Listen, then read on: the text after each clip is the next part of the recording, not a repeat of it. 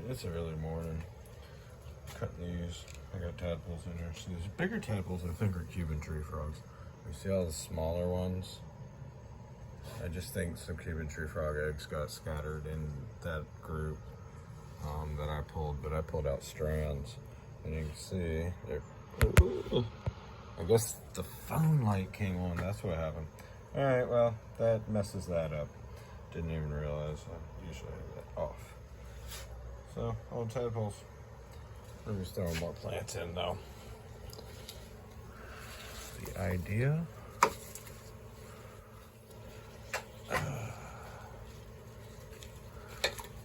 And they'll do their thing. But it gives the roots and places, things for them to climb out on. And that's the idea I'm shooting for. Guess my cabinet's broke.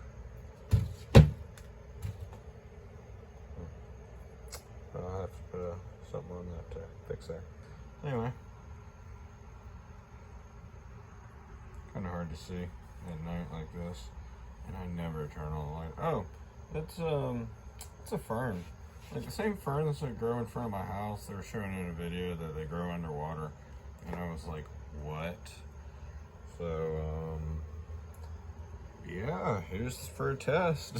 I just threw it in here. And, yeah. So, oh my gosh. I'm just getting off work. I'm wearing my amazing shirt.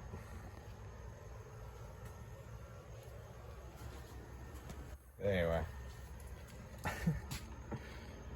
So these were in the pond, brandy strands.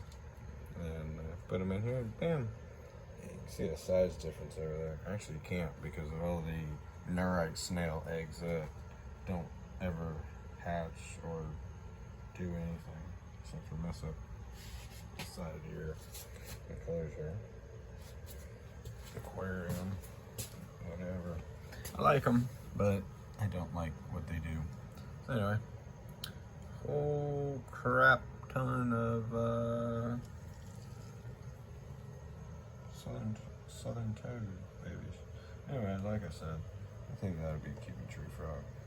And I think this patio, I'll be able to control it a little bit. Maybe not. Hey, remember the guy from the herping adventure? Look at him. Oh, I got a good picture of that.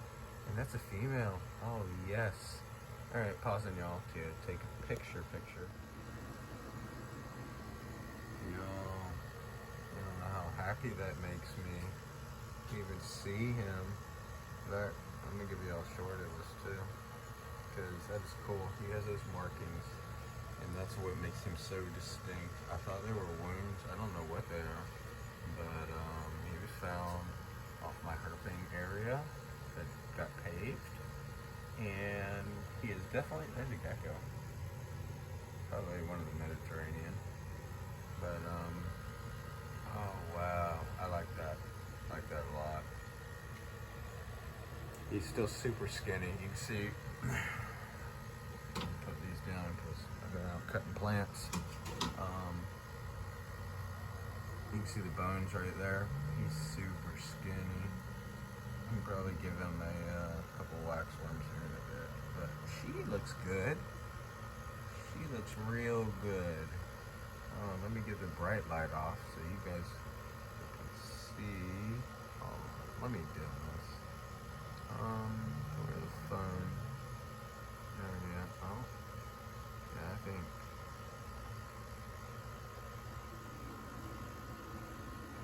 I'm happy that he's still here. And he looks better than he did, but he's still pretty skinny. Huh. Alright, y'all. Yeah. Put some more plants in here. I guess I'll clean it up. All I'm running is an aerator. It's been dirty for a while. All that's just accumulated over the years. That doesn't work, does it? So all that has accumulated over the years. It still doesn't work too well.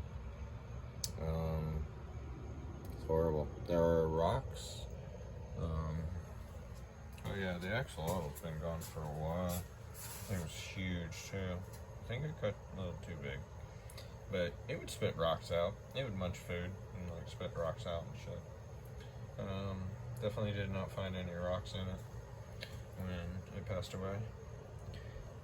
But I'm not doing that again because like temps peak on this patio over like 90 degrees, and I'm not running in a cool chiller on this. But it was cool. He swam around quite a bit. It was very interesting to watch him. It was his domain.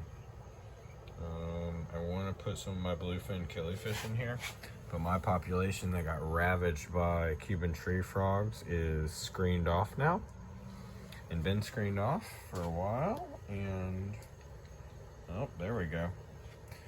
Been screened off for a while, and I don't know how many are alive. Last time I saw them, there were a bunch of little ones and only like 1 or 2 adults.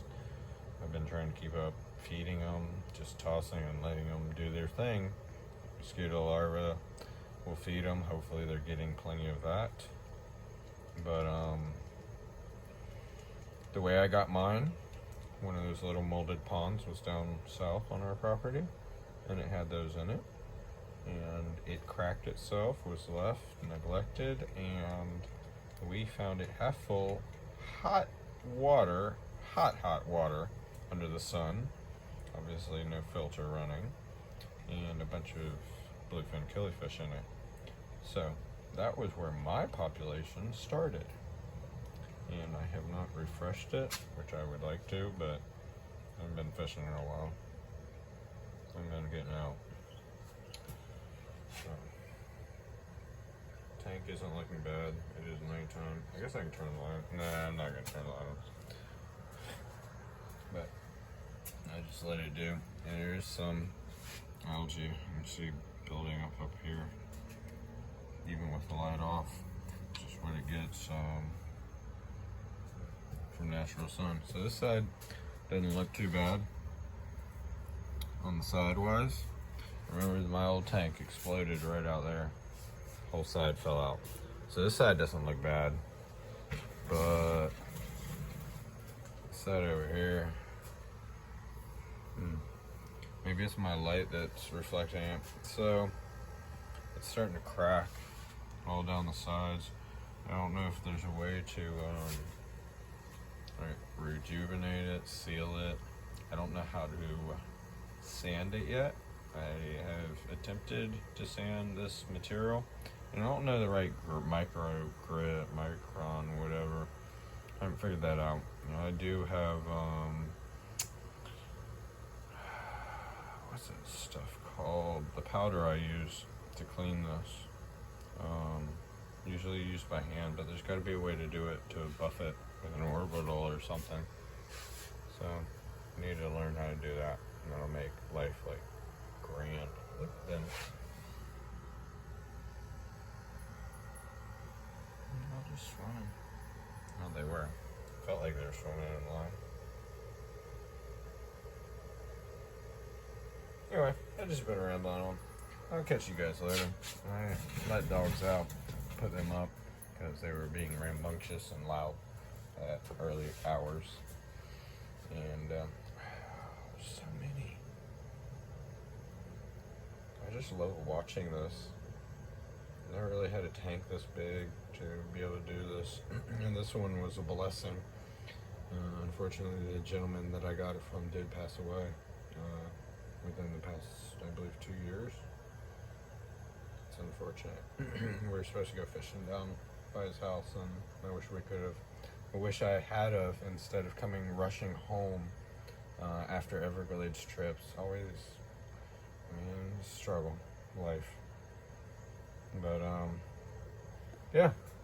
Alright, y'all. Marriage a nightmare. I need to mow. Irises are looking good. I got African irises. My African irises are spreading.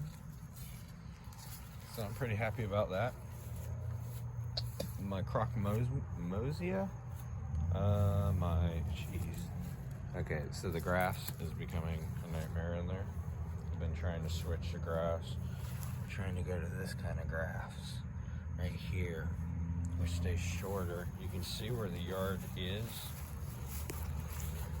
Yeah, my palms growing, doing well, even though I tried to split those things. At least one survived. So my grass is changing between the two. You can see where my path is. It's just different. This idea coming along? Not really. I haven't even started it. Everything's just using it for water right now. Try to even it out. So my idea is I'm going to put hydro balls to about this level. And then, I don't know, maybe I'll use the perlite. And then dirt. And then this is where I want to plant more seeds for cypresses. For the cypress, I've got a few pots in here, or a few plants that, like, I got the one cypress already, and I got a few other little trees in here. So I might have like a half and half setup growing, and have one side higher than the other.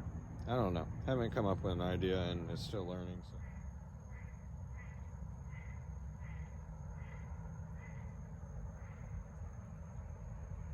So. Okay, well, there's two brown anoles, and I'm out because data is full. At least I mentioned my idea with that. That's going to happen in time. Can't afford all the hydro balls right now. Obviously, I'm going to use yard soil because I use yard soil, and I'll mix probably some cow manure in that just to fertilize everything. Anyway, guess that's the end. I just wanted to ramble on longer. Kind of bored. Been out here picking or cleaning your pond up. I guess I'm going to continue that. But you guys won't be able to join in on that fun because I'll have to edit that for this video first and make space. So, you guys have a wonderful day. I will talk to y'all later.